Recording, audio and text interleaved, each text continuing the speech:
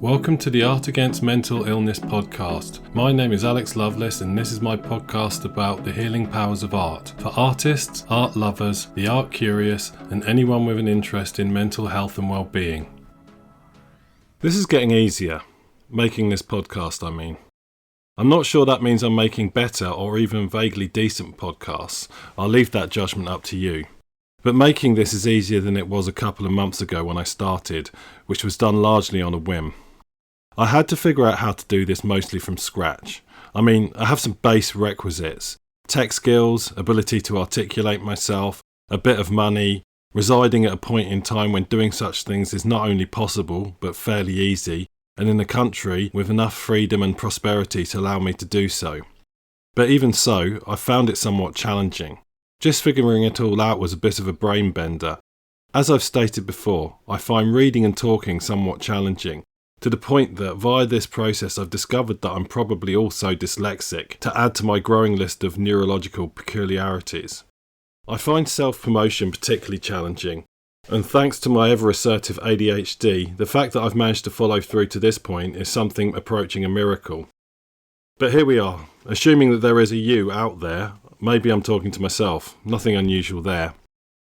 But I've overcome most of this. I'm getting better at the reading and talking thing. The last recording I did took considerably less time than any of the previous ones did, by merit of not needing to record every line several times, just most of them. I expect it will get easier too, to a point at least. Despite my apparent Noel Coward-esque eloquence, this doesn't come natural to me, and I doubt it ever will. Getting these edited, distributed and promoted will likely continue to be a chore until such a theoretical time when I can pay someone else to do it. But on the whole, I find it, if not an enjoyable process, a rewarding one. This is why we do things, because they are worth it, either through necessity or desire to achieve something. This is an elective process. I choose to do it, replete with all the challenges. The pain versus reward trade-off is worth it. So thank you for listening. Bye. Only joking. You have to stay with me for the rest of this episode. I demand it. You must put up with whatever insipid drivel I decide to inflict on you. Don't fancy it? Can't take the pain? Okay then, feel free to bugger off. I can't keep you here. You have the right to go and listen to Joe Rogan instead. Actually, don't. Listen to literally anything else. I can recommend the history of rock music in 500 songs. It's awesome. Right, anyone left? Look at you, what a brave little poppet you are. Really though, this is going to get dark in places. Seriously dark. I'll be touching on self-harm, suicide, depression, grief and various other issues. Honestly, feel free to skip this one if that stuff might cause you distress. I won't be offended. Anyone still there? Okay, so what if instead of telling you I basically enjoy making this, I told you that it causes me immense amounts of physical and psychological pain? What if I dedicated that suffering to the very medium of podcasting itself and to you, my listeners? Would you continue listening, knowing that this would result in my inflicting more pain on myself? Still comfortable? So how does Vincent van Gogh's self-portrait with bandaged ear make you feel? How about the track I Hate Myself and I Want to Die from Nirvana's final album, written by Kurt Cobain just months before he took his own life? Here's some lyrics from that. Runny nose and runny yolk. Even if you have a cold still, you can still cough on me. I haven't had my full fill. Maybe, like me, you like to immerse yourself in the poetry of Sylvia Plath. She took her own life too. One of her final poems, titled Edge, contains the line, "Feet seem to be saying, we have come so far, it is over." Why am I drawing your attention to these isolated tragic examples? Because I want you to think about the relationship between art and suffering. I specifically want to do my bit to relegate the notion that one must suffer for their art to where it belongs, the bin. A bin that is buried under 7 miles of concrete that is subsequently blasted into the infinity of space, or even better, to oblivion at the heart of a star. Ideas can be dangerous, and few are more dangerous than this one. Let me make myself perfectly clear. Humans suffer. Humans also make art. Some humans use the creative process to relieve some of their suffering.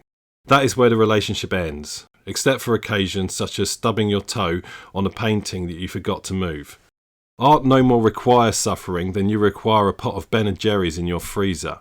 Sometimes your freezer contains cherry Garcia, sometimes it contains frozen peas. Hopefully it never contains frozen body parts. Yet like brief moments that your freezer contains cookie dough ice cream, art sometimes contains or perhaps reflects suffering. Sometimes you eat ice cream, sometimes you listen to a sad song. Both things fulfill a need. Maybe someone suffered to make that ice cream, someone almost certainly suffered to make that song. This is all just fine. I love sad music, more than all the other types. One of my favourite songs is Like Suicide by Soundgarden. Its writer and singer, Chris Cornell, would also, much later, take his own life. I still loved that song, but Chris was not a happy guy. When I listen to his music, I am moved. I feel empathy. I feel seen. Chris was an incredible musician and blessed with what many would consider one of the best and most powerful singing voices the world has ever seen. He was a millionaire with a family and legions of fans. He was also miserable. He was mentally ill. So much so, it was terminal. I'm not going to pontificate here on why this might have been, what caused such a seemingly enviable guy to take his own life. It's really none of my business. Also, for better or for worse, many others have written about this who know much more than me. It's just a fact that I and others have observed, mostly via the consumption of the sad, beautiful songs that he delivered to the world. As you might have guessed from my words on this podcast, I have been and continue to be inflicted with mental illness.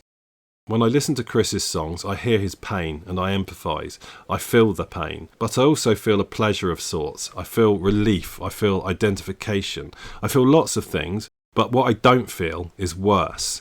Listening to sad songs makes me feel better, not just via Cornell and Soundgarden, but their brothers in grunge, Nirvana and Alice in Chains, who both lost their singers through mental illness.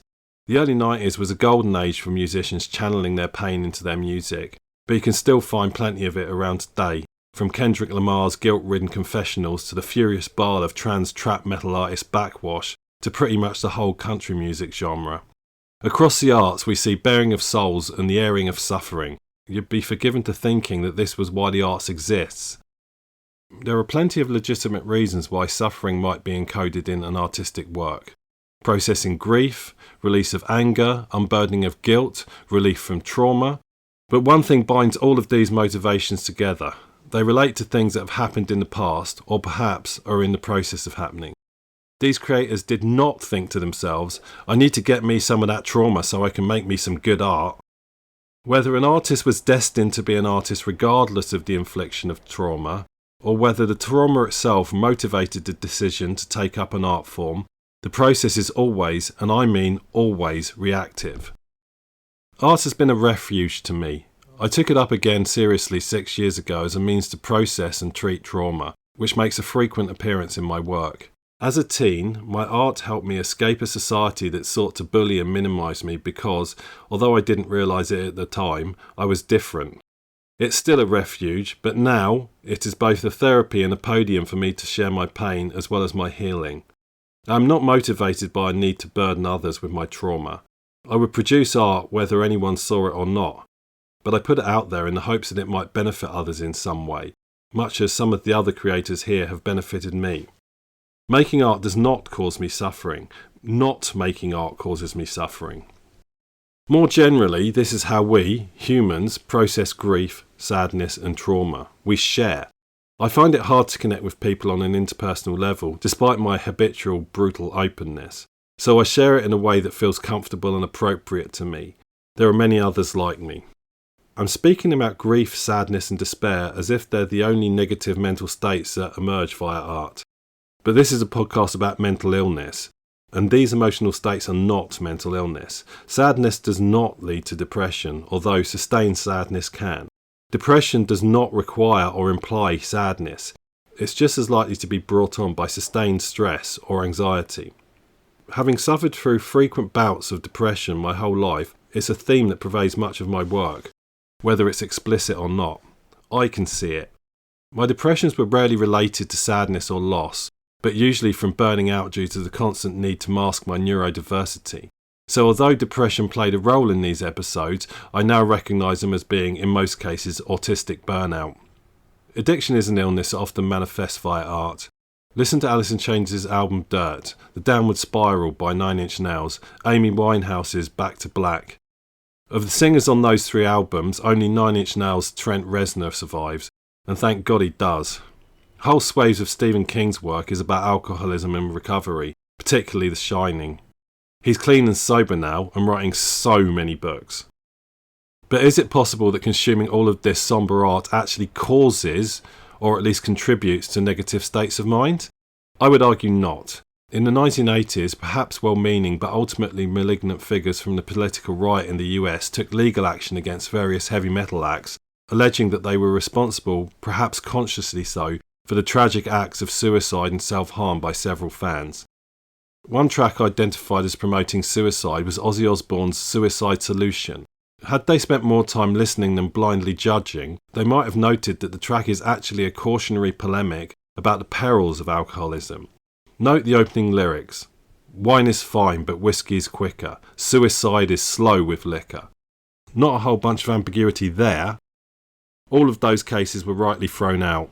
The whole affair illustrates the mountain of stigma, misconceptions and prejudices that existed and continue to exist around mental illness as well as art. Experiencing art born of mental illness does not make you mentally ill. It validates my experience, making the healing process easier. From the point of view of the creator, the creation process is often also one of healing. Making art, for me, is a form of regulation. If I am suffering, the time spent creating gives me relief from that suffering. The suffering will perhaps return, but where longer-term illness is a feature of my existence, this relief makes recovery more likely and healing quicker. So let me repeat, art does not cause suffering, it relieves it. Well, good art does. It's possible, of course, that art can cause the suffering, and some would argue that this is exactly what caused Cobain to take the devastating action that he did, indirectly at least. It's a complex issue and one best left to those who properly understand it. If a work of art is causing you some level of suffering, then you should probably cease to be party to it. Most people have that ability, although my heart goes out to shop staff at Christmas time. If you are suffering due to some creative activity you are partaking in, then you should consider stopping it. Yes, there are hardships from time to time, especially when you first start such a journey. I think most of us are capable of recognising such episodes for what they are, teething issues. But if something is causing you sustained misery, it might be time to try something else. You certainly don't owe it to anyone else to feel miserable. And this is where this journey was leading to. Cobain, Cornell, Plath, Van Gogh, Whitehouse and countless others, none of them owed me, you or anyone else their pain, and certainly not their lives. For you and I to experience their pain, for it to feel authentic, these artists must have experienced that pain. But let us be specific here, depression can be fatal. It kills via suicide. Shunning or criticising an artist for seeming more cheerful or positive or, dare I say it, happy is, in a sense, equivalent to expecting a cancer sufferer to dial back their treatment so that you can continue to empathise in their struggle. We don't need artists to suffer to gratify our need for catharsis. Suffering happens, that's a fact of life, but it is never necessary, never.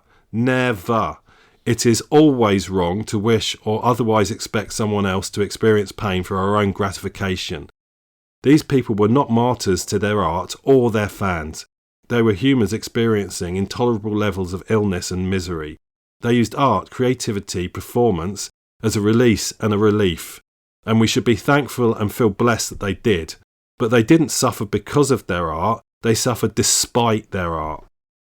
Since you're listening to this podcast, I hope that you had some sense of this anyway. Of all the issues I touch upon, this is perhaps the one I'm most vehement and emotive about. It troubles me deeply that the suffering is seen as a necessary form of self-flagellant entertainment. We're not the bloody Romans. Beauty may emerge from suffering, but this should and must be seen as a bridge to relieve the suffering of others, not a form of vicarious titillation. If you feel the need for the latter, I can point you towards various reality TV shows and/or soap operas. I'll climb off of my soapbox now. The beautiful humans mentioned in this episode were more valuable to the world alive, but their memory and legacy brings so much healing and hope. If someone you know is expressing their distress via some form of art, then maybe they're in a process of healing and regulating. Let them be. If you suspect that they are processing trauma, grief or mental illness in real time, then don't just passively revel in it. Check in on them if you're in any position to do so. Ask them what they need. Listen with an open mind. The world doesn't need another tragic creative, and no artist owes the world their life. So hopefully that wasn't too traumatic for you, but I feel like these issues are important to discuss, and it certainly won't be the last time I come back to it, but maybe next time I'll try and have something a little bit more upbeat. In the meantime, if you enjoyed this, then please hit the subscribe button up there somewhere on whatever platform you're listening to. Also, it costs me money to run this podcast and I don't put advertising on it. So if you want to support me financially, then go to my Patreon account and sign up there, patreon.com/Alex Loveless. And I'll see you next time for something different.